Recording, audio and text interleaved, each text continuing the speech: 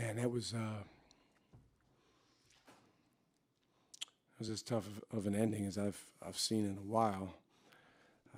Really proud of the way that our guys prepared for this game. They prepared with a will to win. I'm really proud of the way that our guys gave each other energy throughout the game. I thought there was a stretch in the second half there where we were as lost in the fight and as present as we've been all season. And we had guys out there literally, playing for each other and really enjoying going after winning, that next play. And lo and behold, we go on a run, during that stretch. That's typically how it works. And took a good lead. And you got to give Seton Hall credit for the way they battled. I thought, the way they fought on the offensive glass was a huge domino for them to keep them attached. And then down the stretch, we'll take going into the last media timeout up 5 anytime we can.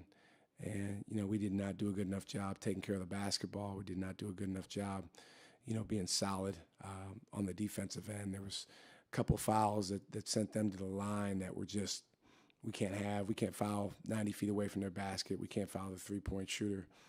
And that's a bitter, bitter pill, to swallow. But that's where we are right now. And, I really wanted for our guys to experience the positive of a successful outcome after they prepared the way they did and they fought the way they did for the majority of the game. But it's still, it's our job to finish the game out the way we need to, and we didn't do that.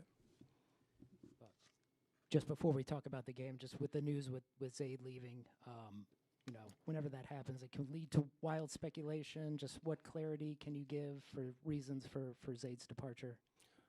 Well, one piece of clarity I can give is, what was speculated on social media is 1,000% inaccurate. What we put in our release is really what it is. Zaid's no longer part of the program. But Zaid's a good kid. Zaid, again, what was speculated on social media is untrue. And I've talked to Zaid, a couple times in the last, several days. So yeah, that's not true.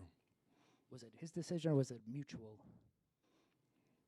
It was something that, we spent a lot of time talking, really over the last few weeks. And, ultimately stuff like this is it's never an easy decision, but it became clear that, it was the best thing for him and the best thing for the program. Down the stretch of today, I don't think you guys got a field goal in the last 6 minutes. What did you think about the shot selection? Did you think you guys got too passive on offense down the stretch? Well, I thought, our guys were doing a great job attacking for the majority of the game.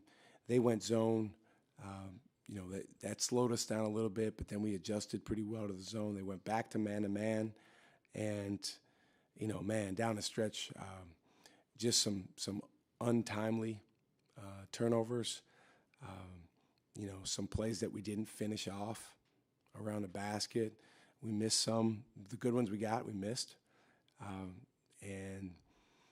We made free throws down the stretch when we got to the foul line. Our guys did a good job of that. That's an indication of focus. But we have to make sure we get a shot every single time down. Had a shot clock violation. So there's a lot of plays in there that we'd love to have back. You had 0 turnovers in the first half and 8 in the second half. What did you feel like changed from the first half to the second half? I thought our guys focused on taking care of the ball, which was a huge emphasis coming into the game, was really, really good in the first half. Anytime you go a half with no turnovers, it's an indication of focus.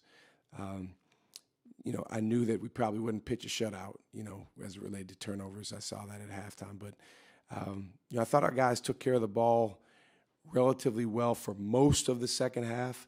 The turnover in the backcourt against the press where we threw the ball back to Ben after he inbounded, that was tough. We got plenty of ball handlers out there. We don't need to give him the ball in that situation.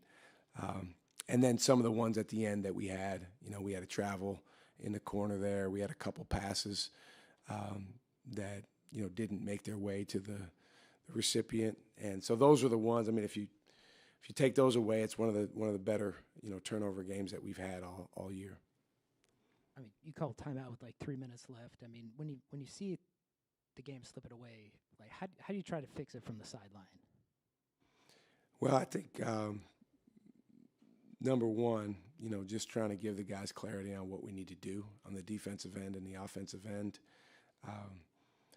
Our guys, I think, played the majority of this game with very good clarity, very good presence, but clearly down the stretch, there was, some plays that were just focused on that were, I think, the result of being a little clouded mentally.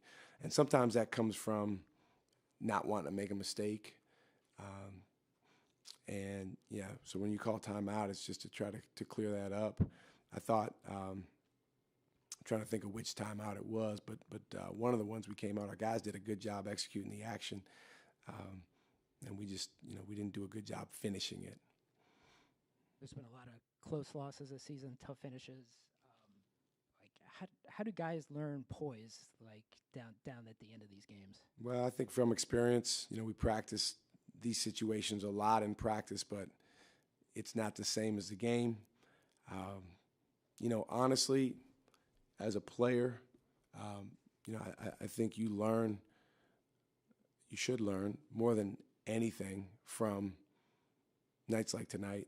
I mean, if you didn't know the importance of this or that, or you hadn't experienced it, man, and you do tonight, then that should be like tattooed on your forehead for the rest of your career.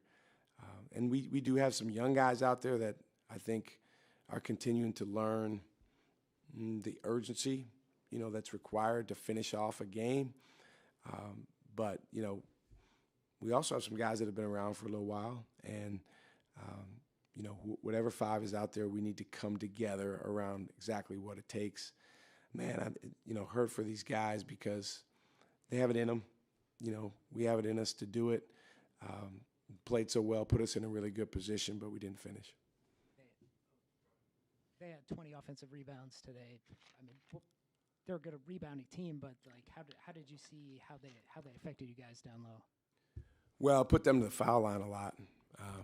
I think a lot of their free throws, came out of that. We did a good job making them miss on their first shot, but they also put us in rotation a good amount. And when you're in the rotation, that's a lot of times when rebounding opportunities emerge. Payne is a load, number 6. We knew that coming in. He really, really worked, and I think, there's certain rebounds that you may give up, but we have to get more that it just comes down to being quicker to the ball. I'm not talking about the ones at 12 feet in the air. I'm talking about, ones where it's bouncing around. And, when we look at the tape, one thing that, I guarantee we'll see is, there's an opportunity to be a little bit quicker to the ball. There's an opportunity maybe for someone from the perimeter to find their way in there. But even with the rebounds they got, if we do what we need to do down the stretch, we win the game. And that's the most disappointing part. What was kind of the thought process behind putting Ben back in the post today compared to more of Caden Hamilton? He was playing well. I mean, he just had a good look on his face. For us, I think the most important thing,